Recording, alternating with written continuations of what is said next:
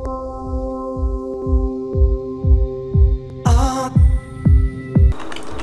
velkommen til Rust episode 3. Ja, i forrige episode så møtte vi på Sigmund, snill norsk fyr. Han virket ok, men jeg er litt skeptisk på han. Han har beveget seg der bort nå. Jeg har gitt han en pickaxe. Det er sånn 2-hit kill med pickaxen, og det er ganske bra å bruke. Håper bare ikke han kommer tilbake og biter meg i ræva. Det er litt kjipt spill. Ja. Ja. Airplane. Kommer faktisk litt. Tror kanskje jeg skal prøve som dropper nærme. Nei. Det er forbi det fjellet der, tror jeg. Dropper der. Ja, droppa. Det er langt unna. Jeg kommer aldri til å løpe dit, så jeg kommer til å være sett for neste 10 minutter. Det er for at noen folk skal komme seg bort her. Der altså. Ok, det er som de der folka der borte har noen greier. Stoler ikke på noen her. Sammen med Daisy, mener jeg. Jeg stoler på noen andre hvis det ikke er ifølge Frankie sine regler, så er jeg stoler bare på meg eller dine egne venner. Ja, da kommer Frankie sine regler. Han skrev jo det på note i forrige episode. Det er jævlig. Nå var det oss. Det er mulig. Her er pickaxe til det. Faen. Mulig. Jeg vet det. Tok den. Det er en pose. Ja. Brukbart. Å, forresten. 1, 2, så er han borte. Det er ubrukelig å helst inn i greiene der. De røde der, de drittsekker alle sammen. Det er rett og slett drittsekker alle verden. Kommer ut av engelplasser. Bare prøver å drepe det. Det skal være sånn svart, sterk zombie spawn rett over hillen her. Skal det spawne en god del av dem. Så det er kanskje helt inn der. Nei. Her har jeg byttet ut de zombiene med de røde bjørnene nå. Og sånn, de røde dyra.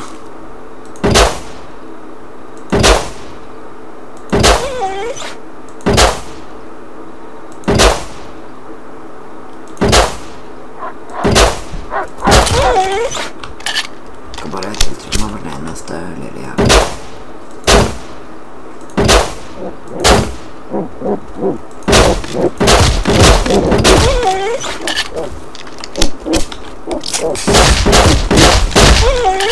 Sånn vet du.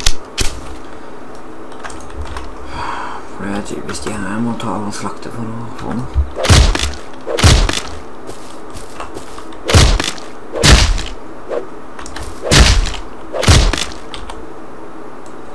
Ja, kjøpt en blueprint. Det lønner seg å drepe det. Har du sett? Trodde jeg ikke.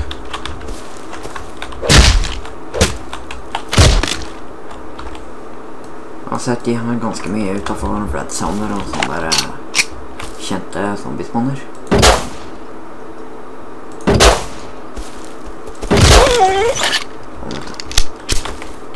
Skal vi se hva vi finner. Sånn. Voff. Ikke noe jeg trenger, men jeg tror ikke de akkurat er særlig kule. De er mye irriterende. Jeg likte det bedre da det var en kule så kunne jeg få det samme greiene. Red Helmet. Likte bedre zombien da. I det spillet mer zombie survival-aktig. I stedet for bare verden har kollapset og du må overleve og lage dine egne greier. Nå minner det spiller meg mer om noe som er bare vanlig overlevelse, rett og slett. Vanlig overlevelse med ødelagte plass med masse ruiner rundt omkring. Litt irriterende egentlig. Jeg likte zombiene, ja. Det var noen zombier som var kjappe, noen zombier som var treige, og noen som var skikkelig treige og skikkelig sterke. Det var gøy, det.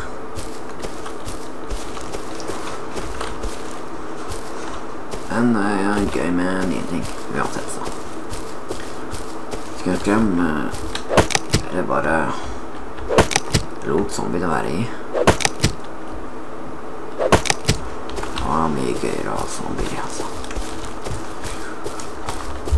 Det minnet meg rett og slett om gode tider på Daisy. Jeg kan dessverre ikke recorde Daisy, på grunn av da kommer det til å lage.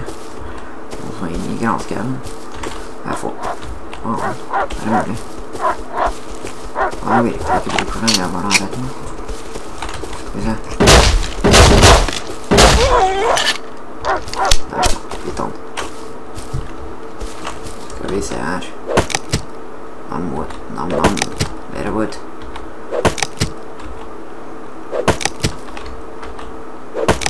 Det ser ut som man får mer fra de feilsa her enn man gjorde før. For da er det 40, da er det 60 og 64 fra en. Det er ganske godt. Vi ser hvor mye har vi, ja. Vi har snart 1000. Snart 1000 wood. Vi har over 1000 wood. Så jeg tenker med det vi har hjemme. Det blir mørkt nå. Jeg tror jeg skal ta og returnere hjem. Begynne å stikke herfra. Skal vi se her. Hvor kan jeg komme opp? Her kan jeg komme opp, vet du. Tror jeg. Får håpe. Kom igjen. Jeg vet du kan. Kom igjen. Så det igjen, av å prøve å komme seg opp på noen feil. Nære episode 3 med røst.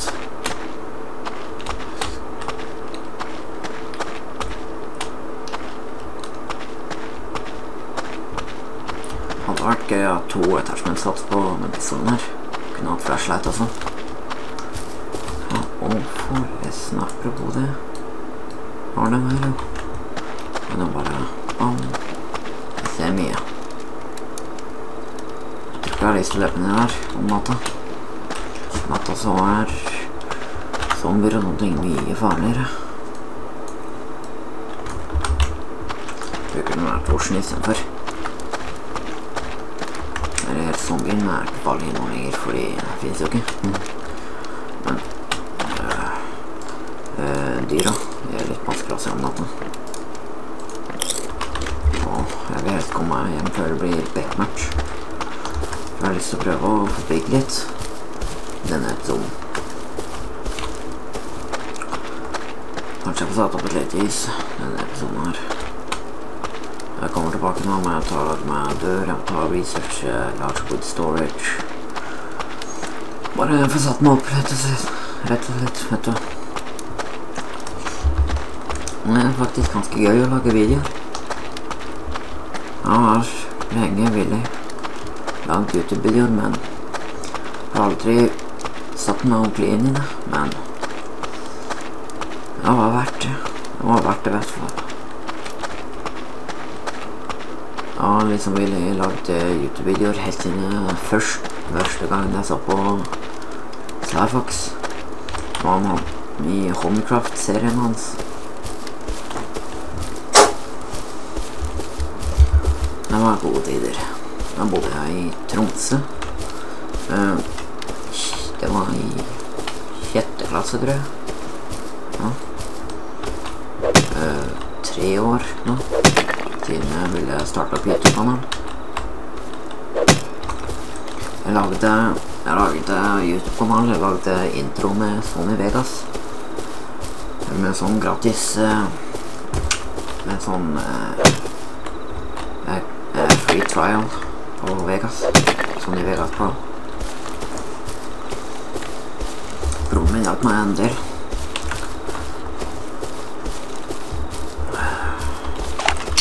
Han la ut videoer for 3 år siden, så la han ut noen Call of Duty-montasjer og sånne ting. Sånn double nuke på et spill og MV2. Noe trickshots og litt sånt. Han prøvde virkelig. Og det endte opp med at han ble drittlei. Flytta han i Sørlandet. Hvor i helvete er jeg bare? Ja, stemmer. Her borte. Han flytta han etter Sørlandet, og ja, endte opp med at han stoppet å lage videoer. Hvor er det jeg satt opp det huset? Ja, unnskyld meg, altså, men han der, ja. Ja, litt glemsk. Klarer jeg bare ikke huske en dritt. Nå skal vi se her. Blir det splitt 50. Det kommer ikke til å være nok, men ja, bit som jeg har bare litt liggende. Der, ja.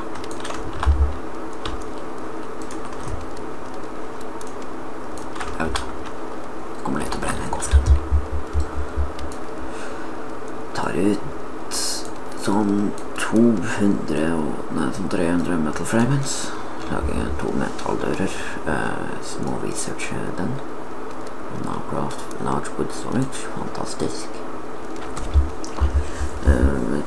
Så skal jeg lage den. Og da ofte en small medkit. Det er bra.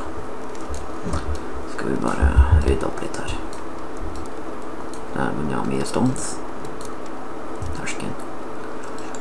Bua trenger jeg ikke lenger. Flashlighten trenger jeg ikke. Den ligger der. Skal vi se. Ja, åpne. Der skal vi bytte inn maten. Rekkostekken. Ja. Skal vi se hvor mye wood det faktisk er. Nei, 1200 wood. Ganske bra, spør meg. Ja, det stemmer. Eller skudda. Skal skudda ligge ute. Nå skal vi bare stekke den bagasjen der. Stekke red pills. Noe mer hvordan stekke her. Ja, blood bags.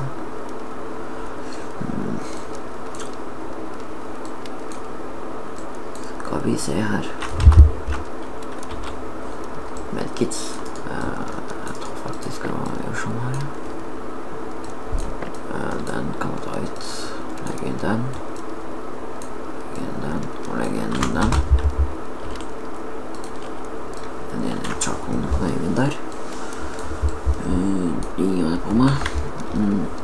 Ja, kan starte å crafte. Skal ta og crafte. La den tilbake. Ja, la den tilbake, vet du. Dum.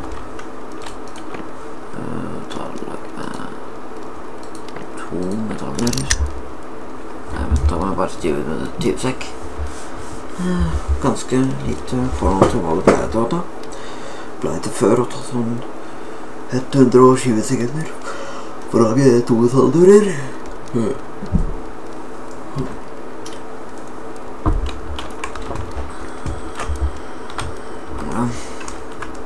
Skal vi tenke her. Trenger woodplanks. Trenger en del av den. 120 stikk.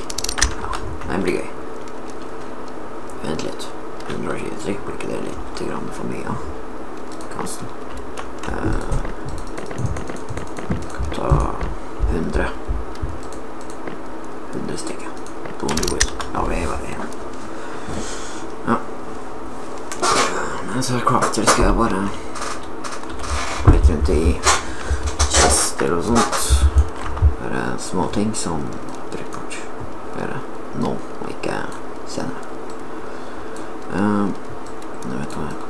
Sneak granola-barnet. Nei.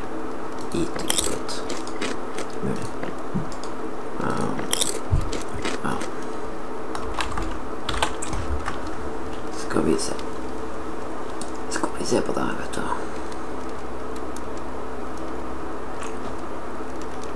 Lurer egentlig på om de har hatt noe særlig nye ting inni gamet. Sånn som attachments til våpen. Jeg vet de har lagt inn den der revolveren. Litt bare.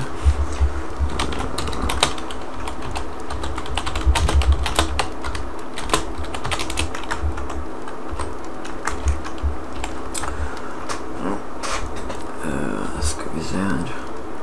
Ja, der har vi de 100 blankene. Skal vi se. Kommer til å trenge, tenk meg 2 eller 4 foundations. Ja, nå har vi 4 foundations. Ja, nå er jeg ferdig å crafte, da kommer jeg til å... Ja, kanskje ikke, vet ikke. Nå skal jeg bestemme ting før jeg kjører. Nå skal vi se.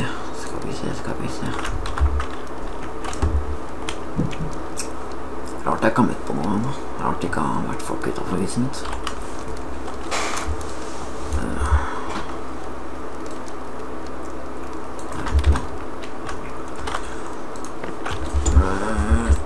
Foundations ferdig, skal jeg crafte T-pillars, tror jeg det blir. Ja, T-pillars. Blir en del. Ja, 10 stykk. Det blir nok til 2 etasjer. Og jeg tror jeg skal ha det bare 4. Gjør det sånn.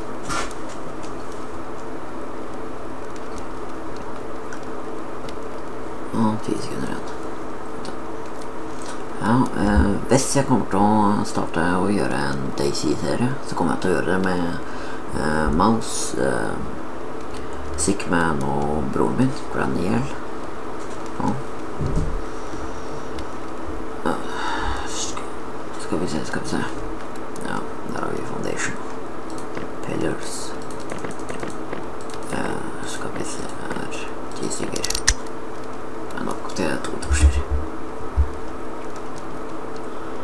Så blir det vegger. Jeg tror ikke jeg kan gjøre noe bygging enda. Det ser ut som det kommer til å ha for lite materialer, helt og slett.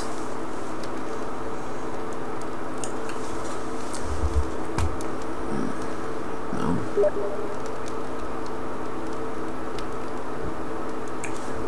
Vent litt, så kompisen min ble drept. Ikke bare.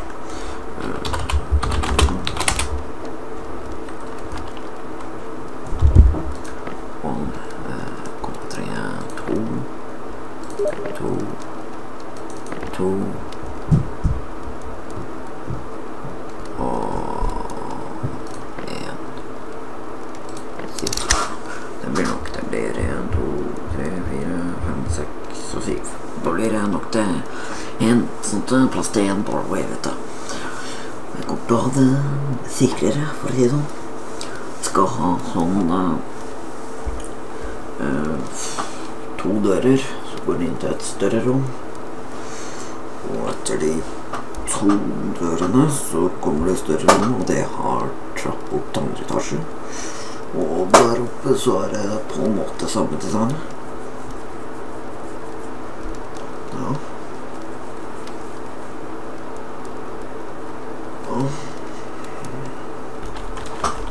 Og nå ser det ut som han ble drept nå, altså.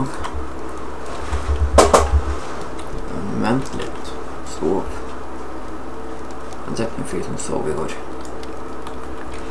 Hva kan han?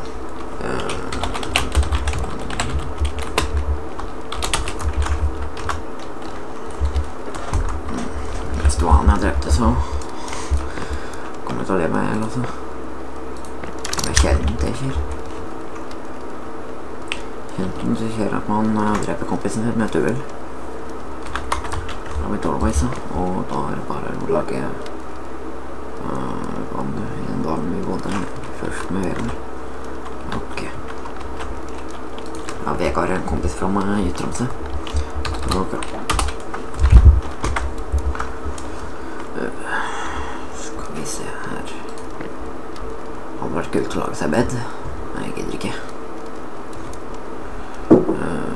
Ja, nå har vi dører, vi har vegger, vi har piler, vi har det. Vi trenger tak og trapper. Det vi trenger. Skal vi se her. Skal vi se. Ceiling vel viktigst. 2 timer starter jeg måte. Så det ikke noe mer wood. Faen. Så skulle jeg begynne å... han vil lære oss. Han har problemer med ytterdøra si. Det går ikke opp med en gang.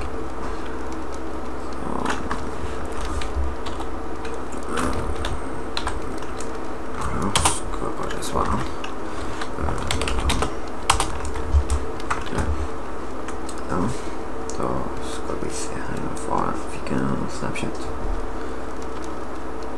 Jeg fyrer ut av huset mitt. Jeg tror jeg må stoppe videoen her da. Ja, ha det. Ja. Ja, ha det, ses neste gang.